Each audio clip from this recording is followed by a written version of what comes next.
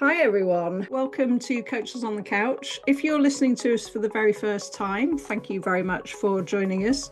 I'm Rachel Birchmore, I'm a leadership coach, and I co-host Coaches on the Couch with another coach, Louise Rogers. And together, Louise and I provide coaching, which is one-to-one team, and also leadership development programs for groups of architects, engineers, and other consultants across the built environment. And you can find out more about that and how to get in touch at stepuplondon.com. So today we have a very full virtual couch, and we're talking about the thorny topic of architects' pay and fees and the implications for leaders. And you can imagine that we've explored quite a lot of topics on this. So the conversation gets into the need to demonstrate value, for architects to value themselves, and then we get into sales, yes, sales, and then overtime. So lots in here. Let's go into that conversation now. Hi everyone, welcome back to Coaches on the Couch. I'm Louise. And I'm Rachel. And we have a full couch today as we're joined by four guests. We have Aga Szedzianis, Paula Baraka, Nimi Atanyake, and Ollie Lowrie. And I'm going to, instead of saying where they're all from, we're going to get them to introduce themselves in a bit. But first of all, hello everybody, welcome, and how are you? Yeah. Hi everyone. So instead of having full couch stories, we thought we'd ask you to just sum up your couch in 3 words. Okay, I can go first. My couch is old, grey, but very comfortable. Old, grey and comfortable. Cool. I would describe my couch as familiar, comforted, and very inviting. I would describe my couch as colourful, cosy, and a bit doggy, because the dog tends to sit there. Mine is outdoors, weather beaten, and only used in the summer. I think we've seen that one. Yeah.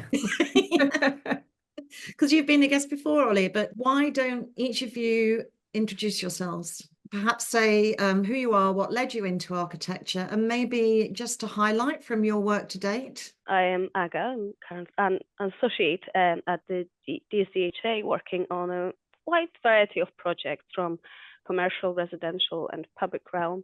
Both of my parents are building engineers, and they inspired me to become an architect. My husband, his sister, sister-in-law, and brother-in-law, they're all architects as well. And we started in one company in London back in the day, working all of us together, which was a lovely start. We are now all in different companies, but that was a lovely start to architecture. Currently working on exciting office building on Shaftesbury Avenue opposite the Harry Potter studio. So this is the exciting part of my work currently, but I also split my time between projects and leading the sustainability and compliance group at my office. Thank you. I love the story of the generations and related architectural work at the beginning of your career. Thank you. I'm Nimi Athanayake. So I'm one half of nimtim Architects. It's a practice that we run, myself and my husband, in South London, that looks at residential, whether that's private resi or large scale, as well as public realm and landscape projects. What led me into architecture? That's a really good question. I think I've questioned that a lot. I've questioned whether architecture is the place for me many, many times. And I'm not really sure what led me to it. I think it's always been a place that I've been really interested in. You know, family members are like civic engineers, structural engineers, building surveyors. So there's been a bit of a relationship with the built environment. But I think I've always thought of myself as a bit of a disruptor and somebody who likes to shake things up. And although I never really thought that I belonged in architecture, it's somewhere that I've kind of ended up. And a highlight of our work to date, I guess, a couple of projects. One was we won a REBA competition for Becontree Estate, which is one of the largest housing estates in London, in Barking and Dagenham, and that was to kind of revitalise these neglected, forgotten spaces. And something that we're working on at the moment is a project with the National Trust, and it's a similar project that looks at an estate in Deptford, and again, revitalising and re-energising these kind of existing green spaces to make them better used by the community. Thank you. So a little bit about myself. So I'm actually still a part-time student and part-time in practice. I'm one of the first members of the new integrated master's course at the Bartlett School of Architecture, and I'm currently doing my 5th year placement at Morris & Company. So I guess I've taken a little bit of an untraditional route down towards architecture. And part of my reason for going into architecture studying was to try and find something that balances academic rigor and my creative interest and my creative side that I've always wanted to pursue. And architecture felt like the right fit when I was applying to university. And then I got really passionate once I was studying. And I got especially really passionate on the social side of architecture and trying to engage with communities through architecture and design projects. And I'm kind of trying to pursue that at Morris & Company. I've only been in practice for 4 months, so I wouldn't say I've got one particularly kind of significant project I've worked on, but I guess I wanted to mention my 4th year university thesis project, which was a temporary housing scheme, which was built on the current small sites policies in the London Plan. And so I was trying to find a way to engage with a current policy context within education already. And then I've kind of been taking that forward within my work at MoCA, both in the projects I'm working on, but I'm also leading on a series of community outreach projects within the practice. So trying to find a way to bring back social outreach within a practice. Lovely. Great, thank you. I'm Ollie. I set up Ackroyd Lowrie 10 years ago, and the reason that I wanted to get into architecture is because I did an arts degree and I couldn't work out how you were going to make any money. And so then I sort of decided that architecture was a close proxy for doing something creative that you could work out how to get paid for.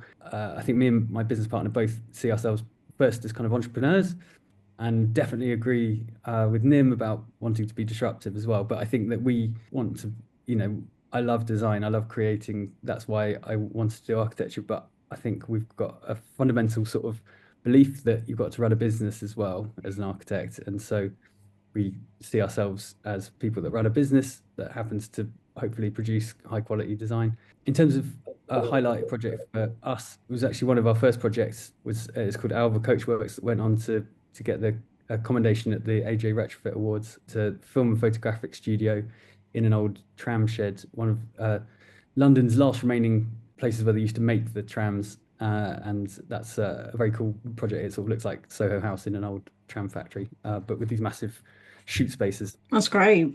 Thanks, everyone. You can already start to hear the different stances that you're all likely to take on today's topic. And to come on to that topic, we're focused today on the groundswell, which is happening around architects' pay at the moment. So both salaries and fees, which doesn't seem to be keeping pace with other professions. And in the last few months, we've seen comparisons with legal salaries. The latest Pay 100 results. There have been various events and social media discussions on the topic. I know, Aga, you've been in AJ recently on the topic, and I'm sure you'll come to that. So today, as it's the focus for this Coaches on the Couch podcast, we're particularly interested in the implications for leaders, and hopefully we can create some discussion around positive actions which could possibly help. So maybe we could start, as we have such a full couch, on just hearing from each of you your sort of stance on the topic. Maybe we'll come to you first, Aga, because it was actually you who came to us first before we assembled this eminent panel that we have. So over to you.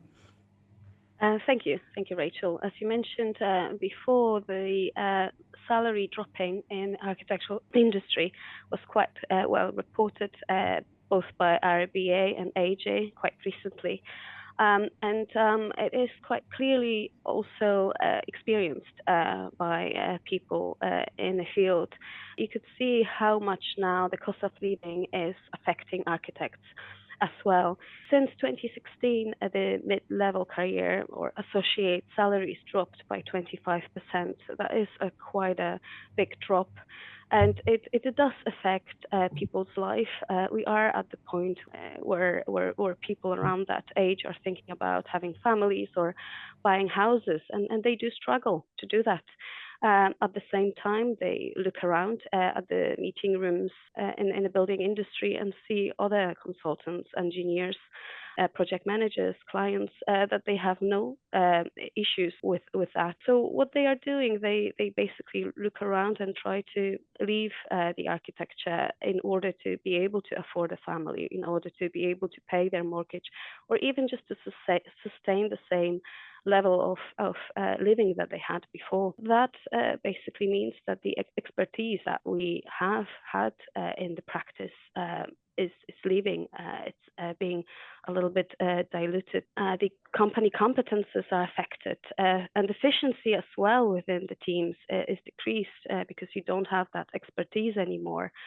You have a younger and less experienced people in the practice that need a little bit more management, and that definitely could potentially have an impact on longer hours as well, because you need to do some catch up in there. In fact, I think the trend was already happening before 2016, and that's one of the reasons why the principal designer building regulation role was created, just to ensure that there is that competencies within the team and enough expertise during the design process. So I really do feel that the expertise is there. People are still in there. They just moved away from architecture, and they will continue moving away from architecture towards consultancies and other companies, such as principal designers, project management, contract administrations, other consultancies, or BIM consultancies as well. And because of that, the expertise will just move away, and probably that will result in architectural fees diluting even more. Yeah, thank you, Aga. So lots in there around the sort of leaving from the architecture profession, the reduction in expertise. And it feels like, therefore, a good time to bring in Paula, who's made that decision most recently of the people on the panel. And just tell us a little bit, Paula, about your decision to pursue architecture and whether salaries and these sorts of discussions came into that discussion for you. Yeah, I mean, I think it's really difficult because when you start pursuing a career in architecture, or when you start studying, you're 18, 19 years old, and you don't really know what you're getting yourself into. Like, I remember when I went to an open day at university and they were explaining part ones, part twos, part threes, and it was all so foreign. Like, you didn't really understand exactly how long it would take to get qualified. And then I was really lucky. I managed to go into a new integrated master's course. So it's a more direct route to practice from education. But then also, by choosing more direct routes, which get you into practice quicker, you're missing out on valuable education time. Like, I sometimes wish I'd had more time to study and pursue my creativity. But then, for example, I'm speaking to part ones and part twos at work, and a lot of them are struggling to decide to go back to education for their part twos or their part three because it's just too expensive. Their part one or part two salary doesn't cover enough cost to go back to a university. Say you want to stay in London, that means you have to pay for full-time education, for your rent, for your food, and you don't have enough saved up from 1 or 2 years of work. And then it becomes this difficult conundrum where you're trying to decide between becoming more of an expert within the subject. So what you were saying, Aga, about there's not enough people in leadership positions, but it's hard to get into those leadership positions if it takes you so long to study when you can't afford to go back sooner. So it's this weird educational system, I think, where there's so many steps you have to go through. And I think that's really good because it's such a difficult profession. So it's good that you need to have so much education, but the work side doesn't support that. It doesn't support you being able to go back to education. And that's why a lot of people, I think, are choosing these new integrated masters or practice-based work approaches. And I think those solutions are really helping to get people quicker into practice and into learning new expertise and making money.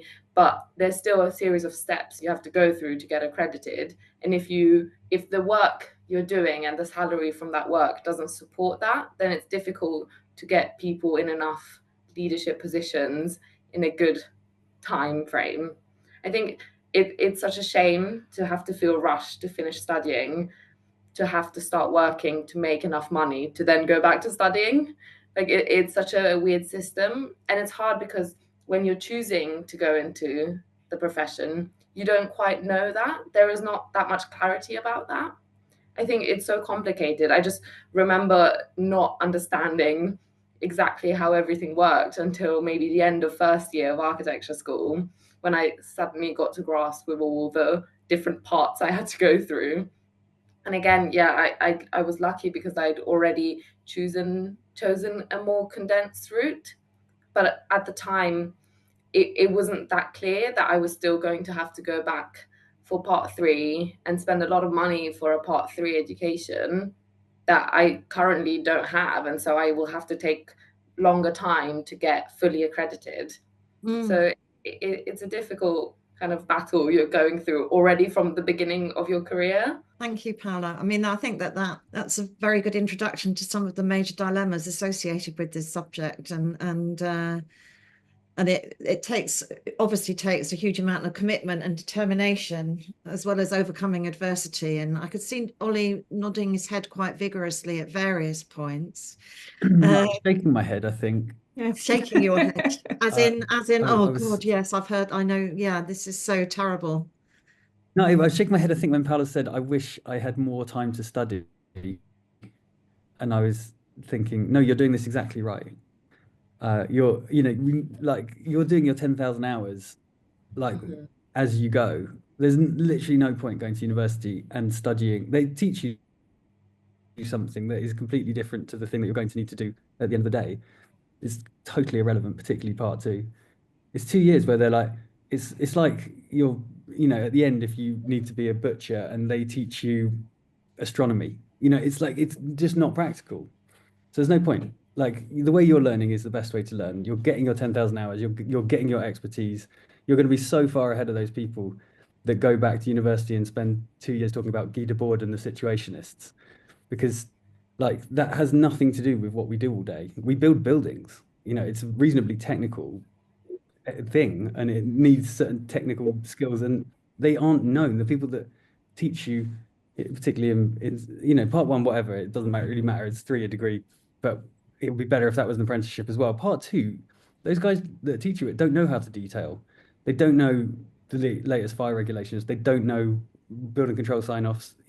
Part 3 is useful, but if you could just get an apprenticeship the whole way along, and you didn't mind the fact that you're missing out on a bit of full-time education. Like, full-time education is great for the fun and the joy of studying, but it doesn't get you any further in your career. An apprenticeship would get you much quicker to the point where you're useful. So I don't think you need to feel like you're missing out on education. You're doing it the right way, in my opinion. I guess the creative side, you do feel like sometimes you are unable to pursue your full creative interests. But then I agree with you. I mean, I'm very proud of my choice and happy with it. Like, I would recommend this route to anyone going into it. I think you can be more creative once you actually understand the parameters that you're dealing with. Like, you guys, you work at Morris & Co. You guys love brickwork. There's no point like going to university and deciding that you want to build a brick skyscraper, right? If you don't understand the limitations of brick. Once you know that materials have constraints, like I say, this is a technical thing that we do. We're making buildings. We're not making renders. We're not making CGIs. We're making buildings. And you need to understand the technical constraints of the materials you're dealing with. And once you do, then that's when you can be creative. And I get more creative joy now than I did at university creating fluff things made out of pixels, because it's real. They get to be built. It is very interesting, the new way of studying currently. As you know, the Pay 100 is raising the awareness that there are quite a lot of companies that are paying their part 1s, even part 2s below the living wage. as well. So in contrast, you could potentially earn a living wage without a degree working for the retailers. So it just basically just shows how the education system should probably think again, if they cannot provide a degree that at least can guarantee you a living wage. And possibly this is just one of the routes, one of the ways to try to tackle that problem. I think different people learn in different ways, and I think some people are more design-led or have more association with philosophy or thinking about where something's coming from, and some people are more practically minded and might relate to more physical materiality and working out the constraints and the kind of creative use through materials itself. I think architectural education should offer a variety of ways to meet the professional needs, so that you can learn in different ways that suit you, and you can still come out and function within the built environment, or still come out and earn a job within the built environment. I think it's sad if students are feeling forced that they have to choose one way because it's the only economically viable way to get an architectural education. That's a problem. But I think there are different ways. I look back at my part 2 and I think actually that was one time where I got to kind of have creative freedom, and it may be slightly unrealistic in that, how many times are you given that opportunity, but you still have to have tried to be in that position in order to then strive for it outside in the built environment. And I do think I gained a lot of valuable insight. I do take your point, Oliver, that, I do see that there is a lot of things that is missed out of the architectural education, such as regulations and things like that. But I do see the benefits from my full-time part 2 education, but I also see that I was incredibly privileged to be able to do it like that. And I think it's much, much harder. I think the other issue is that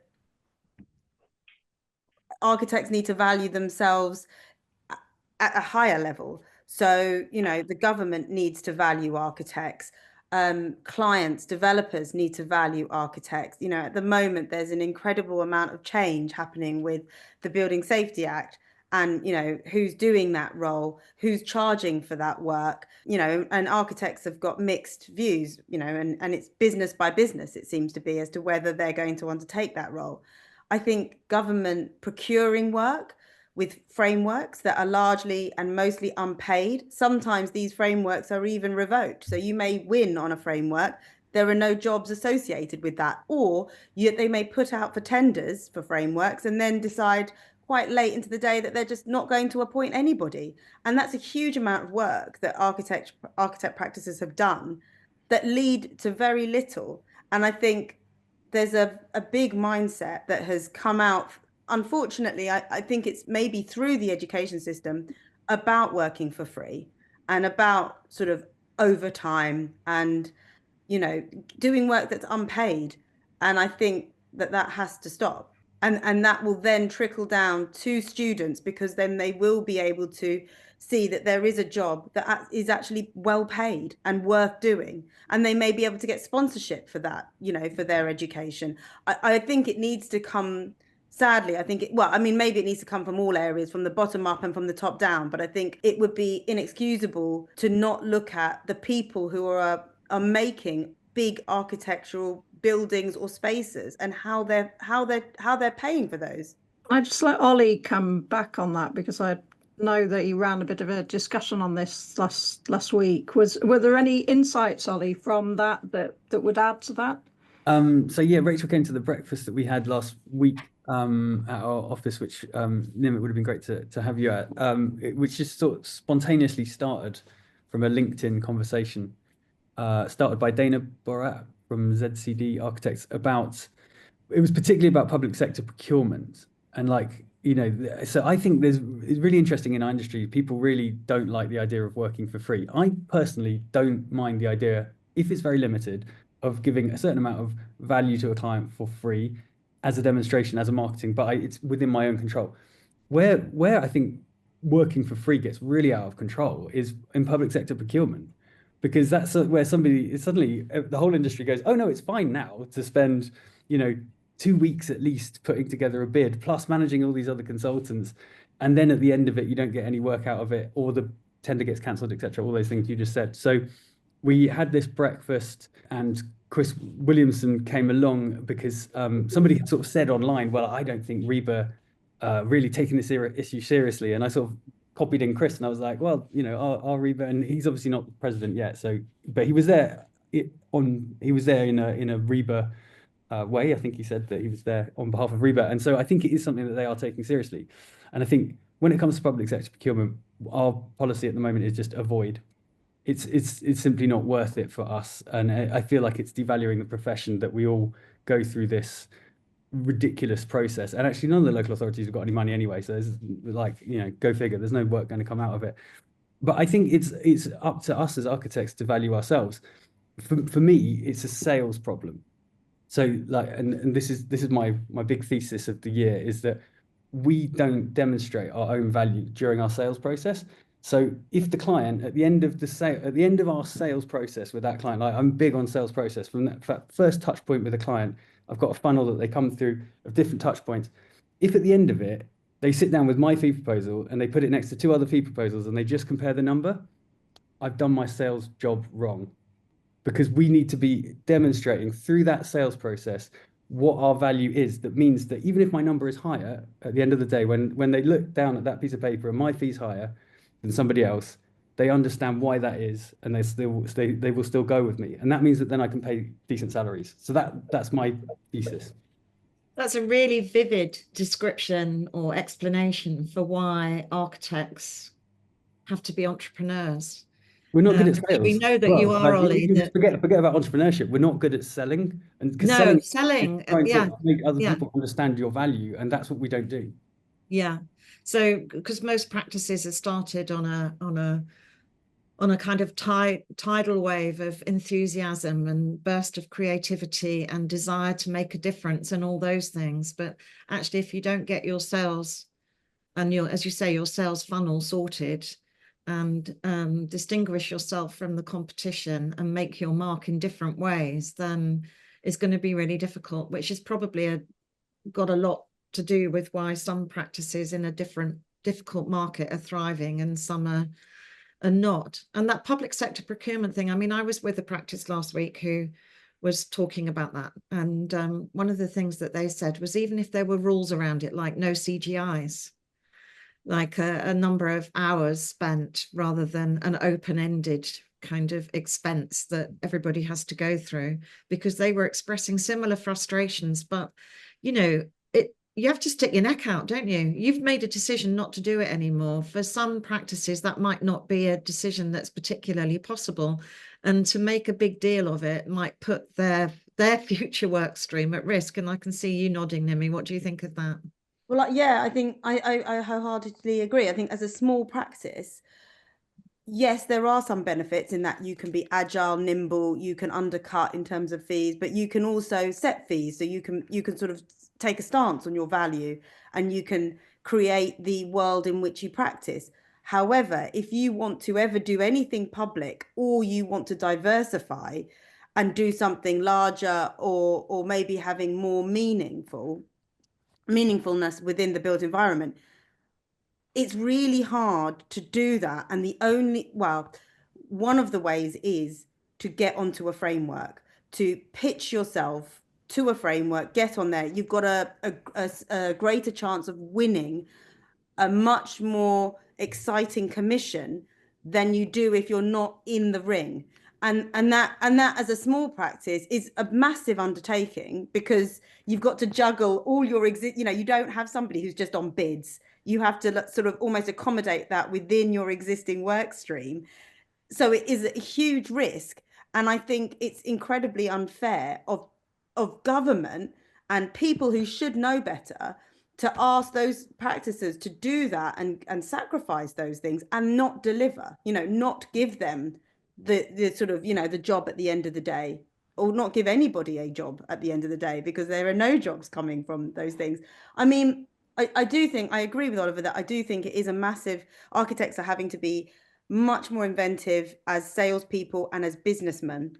And I really liked what Oliver talked about how he actually, he's an architecture practice, but really he's a business. That's first and foremost. And I think architects are slowly having to work that out. And it's something that they don't really teach you in school. They teach you about the practice of being an architect, not the practice of running a business and what that entails. And as well, things like managing staff and having a practice that succeeds. But I think it is incredibly difficult. You're almost pushed between a rock and a hard place where how do you diversify your work streams, if you don't have the means to meet clients, if you can't sell them on a vision because you don't have the experience of having done that before. Go in the private sector and there's no requirement to. Like, you can convince anybody that's a developer or a client that you can do. We built house extensions when we started.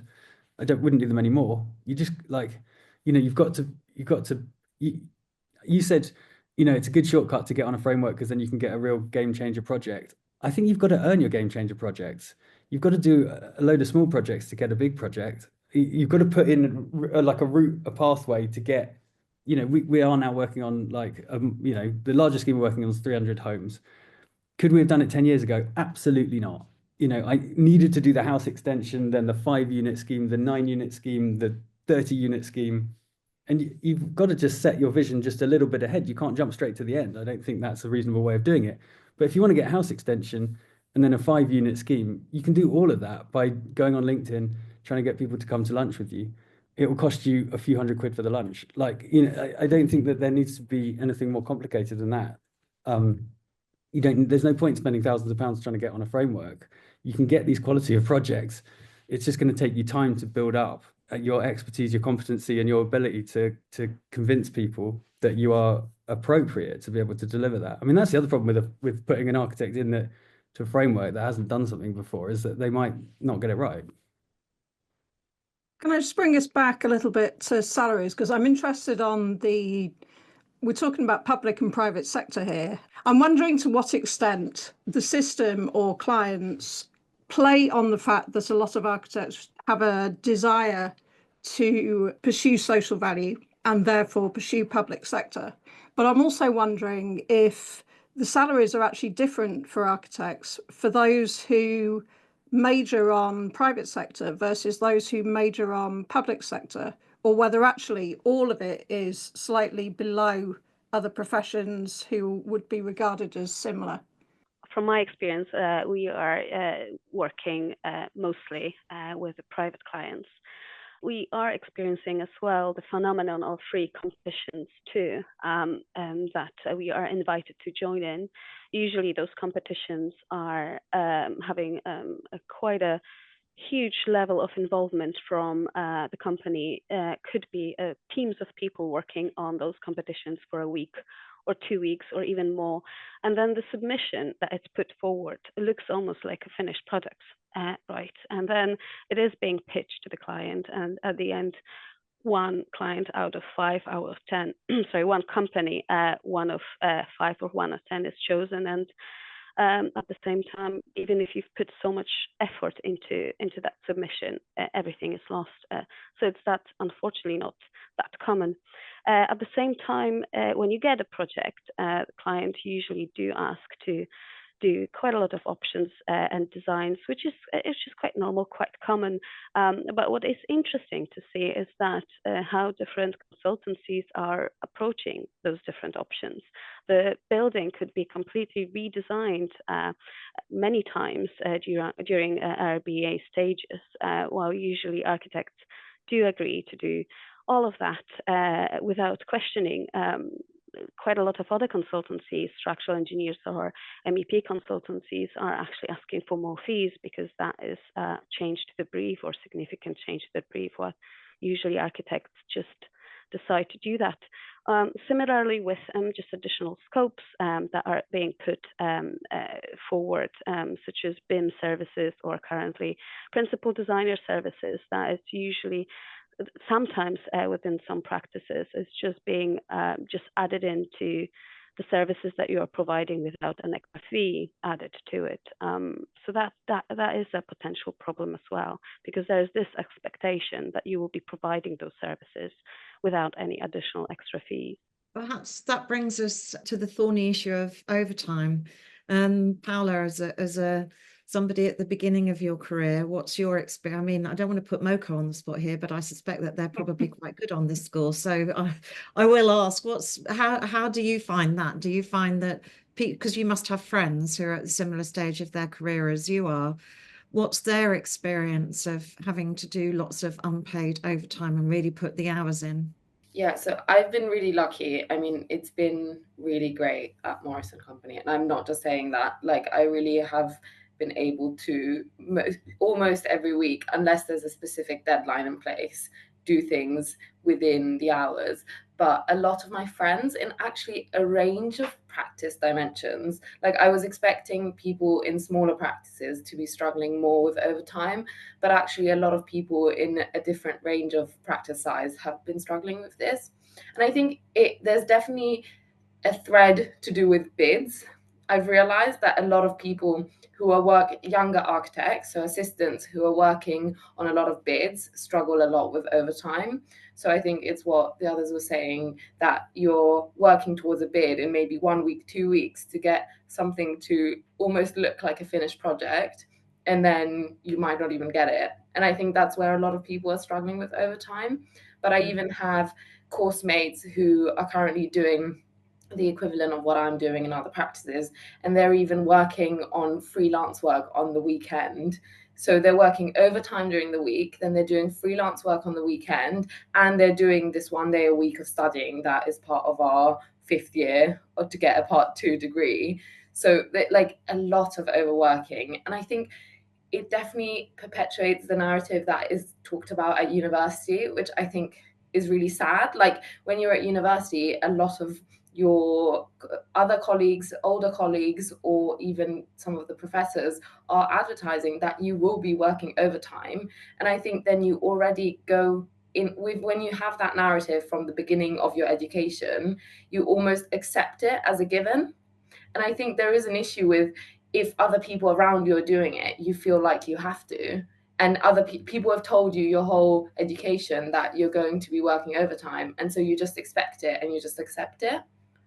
But so I think it's difficult to set that standard, because you're joining a practice new, like you don't feel like you maybe have a right to express your opinion or say, actually, no, it's 6 p.m. I'm going to leave because these are the hours you're paying me for.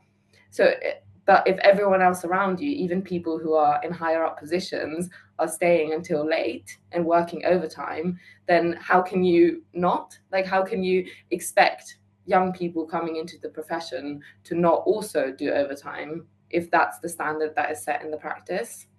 I think, we set up nimtim because we wanted a better work-life balance, because we wanted not to do, crazy hours that we were doing in larger practices. And it's something that we've always felt really passionate about. And we're really keen to make sure that if anybody does do any long hours or any kind of, for example, engagement work tends to be out of working hours, because you're trying to reach certain groups of people when they're not at work. So if people are doing engagement work, whether it's at the weekends or it might be, a bit later, we'll always give them sort of time off in lieu. I think what's difficult, what we've found tricky, is when as a small business, you're trying to manage things that are outside of your control. So where we can, if we are in control and it's for us, we can offer toil. Or if it's for a private client, we can say, well, look, this is taking us longer, we're going to charge additional hours. And we can sort of create the playing field, or sort of create the rules for the playing field. Where we've struggled is when, for example, we do a lot of collaborations with big practices. And those big practices might have got a job with a massive developer, and those developers do not have any sort of any kind of sort of, I guess they care about delivering what they need to, and they don't, you have to facilitate that to happen. And the bigger practices are able to accommodate that and have an expectation on the smaller practices that they're collaborating with to also meet those sort of demands. And that's where it gets tricky, because it's outside of our control. Same with kind of bids and frameworks like you talked about in competitions.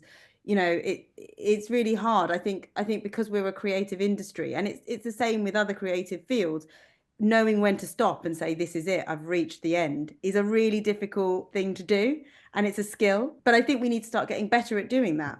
Which is a perfect segue into our need to wrap up this conversation, which is really unfortunate, but the time goes very quickly when there are 6 people on the virtual couch. There are a number of things which I've written down. Louise may have some to add, but these were things that seemed to be a call to leaders, practice leaders, and things that could be done, which were to think of oneself as a business, to get better at sales, to be able to demonstrate value of design, and the bigger picture, to collectively value architecture. If you don't pay every hour that your staff work, you're robbing your staff to pay your clients. And if you're working for big developers, those clients are perfectly capable of affording to pay these hours, but your staff aren't. Your staff need the money. And if you haven't put in place mechanisms for yourself to be able to recover that money from your client, then you've messed up your sales process. It all comes back to sales. If you don't sell correctly and you don't itemize the deliverables and you don't put in place caveats to make sure that if you work extra time that you can recover it from the client, you've messed up your sales process. So I think all of these problems that with low fees, with people leaving the industry, all come down to your sales process, having a repeatable sales process with a set amount of deliverables that mean that every hour that you work gets paid by your clients. I think it's a really good point. I mean, from a leadership point of view, I just wanted to add one thing to Rachel's summary, and that was to pick up on Paola's point about, you know, we talk a lot in our Step Up program, Rachel and I, and in our leadership coaching about role modeling. And I think it must be really off-putting to be a young person coming into architecture. Particularly perhaps, I mean, I don't like gender stereotypes particularly, but it has to be acknowledged that particularly perhaps if you're a young woman going into architecture, you can't be what you can't see, which came up in a conversation that Rachel and I had for an earlier podcast recently. And if you see the people who run the practice working ridiculous hours, I know what I would think. I would think, I don't want that for my life. That doesn't fit with how I want to live my life as a parent. And so I'm not going to aspire to a leadership role, which I think is incredibly sad, really. Anyway, could I just add one more thing? Yes, thank you. So for me, it's just, it seems a little bit disgenuine when architects, architectural companies, they do talk so passionately about their design and the positive changes their design, their buildings are doing to the community, to the space, to the urban environment. But at the same time, it can be at the expense of people who are working on that design. You know, that could be just exploiting young people and asking them to do long unpaid hours. Not even young people, actually, the whole of the design team, that they are working on beautiful, great buildings for the developers, but themselves, they just cannot afford to live or to buy anything or just to even have a family. Thanks to everybody for your input this morning. We've covered a lot of ground. We've heard lots of different perspectives. Hopefully this will start a bit of or continue a conversation that's already happening out there, and people will add to this, and maybe we'll do a follow-up a bit further down the line. So thank you very much. Thank you very much.